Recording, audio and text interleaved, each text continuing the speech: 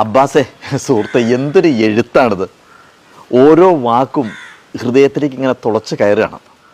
നിങ്ങൾ ഈ ബുക്ക് വായിച്ചിട്ടുണ്ടോ? മുഹമ്മദ് അബ്ബാസിൻ്റെ വിശപ്പ്, പ്രണയം, ഉന്മാദം.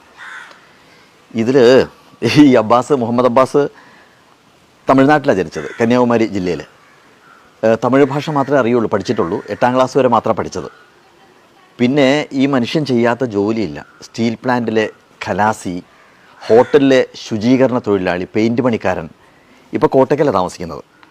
മലയാളം അറിയില്ല, എന്നിട്ട് മലയാള ഭാഷ പഠിച്ച് വായിച്ച് പുസ്തകം എഴുതാൻ തുടങ്ങി. വല്ലാത്ത എഴുത്താണ് കേട്ടോ. ഞാൻ ഇത് വായിച്ചുകൊണ്ടിരിക്കുന്ന സമയത്ത് ഇതിൻ്റെ നമ്പർ തേടി പിടിച്ച് അബ്ബാസിനെ വിളിച്ചു. അപ്പോൾ അബ്ബാസ് പറഞ്ഞാൽ എന്താ അറിയോ, സാറേ എനിക്ക് സാഹിത്യമൊന്നും അറിയില്ല, അതുകൊണ്ട് എൻ്റെ ഉള്ളിൽ തോന്നുന്നത് ഞാൻ അങ്ങോട്ട് വാരി വലിച്ചെഴുതും. പക്ഷേ ആ വാരി വലിച്ചെഴുത്തേ ഉള്ളിൻ്റെ ഉള്ളിൽ നിന്ന് ആത്മാർത്ഥമായിട്ട് വരുന്ന വരികളാണ്.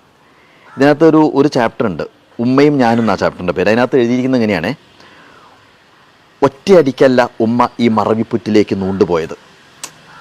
മെല്ലെ മെല്ലെ ഉമ്മാൻ്റെ ഓർമ്മകളുടെ വാതിലുകൾ അടയുകയായിരുന്നു. ആ അടയിലിൻ്റെ നിസ്സഹായതയിൽ ഉപ്പാൻ്റെ മരണം പോലും ഓർമ്മയില്ലാതെ ഉപ്പാക്ക് ചോറ് കൊടുത്തോന്ന് ഇപ്പോഴും ഈ 6 വർഷങ്ങൾക്ക് ശേഷവും ഉമ്മ ചോദിച്ചുകൊണ്ടേയിരിക്കുന്നു. 5 മിനിറ്റിനുള്ളിൽ ഇതാരുടെ കുട്ടിയാ എന്ന് ഉമ്മ എന്നോട് 6 വട്ടം ചോദിക്കും.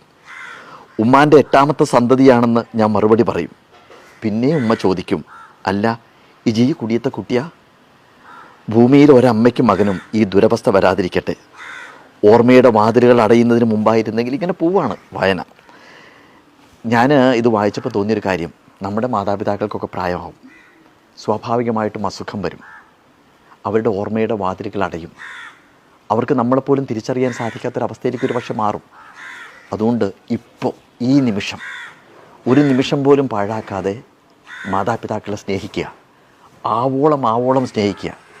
ഒരുപക്ഷെ പിന്നീട് സ്നേഹിക്കാമെന്ന് വെച്ച് കഴിഞ്ഞാൽ ഒരുപക്ഷെ അവർക്ക് നമ്മളെ തിരിച്ചറിയാൻ സാധിക്കാത്തൊരവസ്ഥയിലേക്ക് മാറിക്കഴിഞ്ഞു പിന്നെ സ്നേഹിക്കാൻ പറ്റില്ല. വല്ലാത്തൊരു ബുക്ക്.